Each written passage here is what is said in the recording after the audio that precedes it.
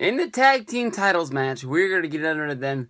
New Day! We want some New Day! These guys are awesome. The New Day taking on the Dudley Boyz in a rematch from the match of Night of Champions. The Dudley Boyz are going to get their championship shot right there live in New York in Madison Square Garden. And I know that, they're making a lot about the fact that the Dudleys haven't wrestled at Madison Square Garden in, I believe, 13 years. I believe it was 2002 was the last time they were there. They're making a lot of fact of, Brock Lesnar hasn't been there in 13 years. But when it comes to the Dudleys, I don't see the Dudleys winning the championships at Madison Square Garden. I know that it doesn't make a lot of sense for them to come back at the night after SummerSlam on Monday Night Raw, then, sort of get pushed to Night of Champions, getting their title shot, and then not getting the win there as well. And then sort of continuing the chase on down the road. But as you can see, everything is not going to work out to plan for the Dudleys and the primetime players.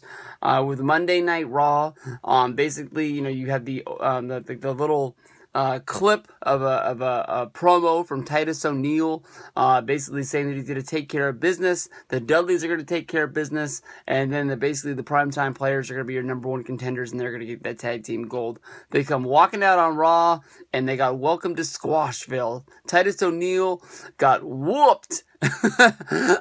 And I just don't think that everything's going to go according to plan to what's going down. It would be a great story for the Dudleys to win tag team gold, and I know that it's some monumental number of how many tag team championships they would have if they would have got this. I don't know if this is going to be their 30th one or something like that, some icing on the cake. But the Dudleys really fit into what's going down in WWE, and I don't want to see them slip down and just be another one of the teams inside of the mix, because when they came back, I thought it was a big deal. But honestly, when you talk about the tag team division and what's going down with everything there, the New Day is the best thing going in the world. I mean, Monday Night Raw, to have the New Day battling John Cena, even if it is Xavier Woods for the United States Open Challenge, that was some entertaining stuff. And that was one of the reasons that I was glad to be a professional wrestling fan. It's just like, when you think of when you're sitting down to watch a show, how many times they do an opening segment,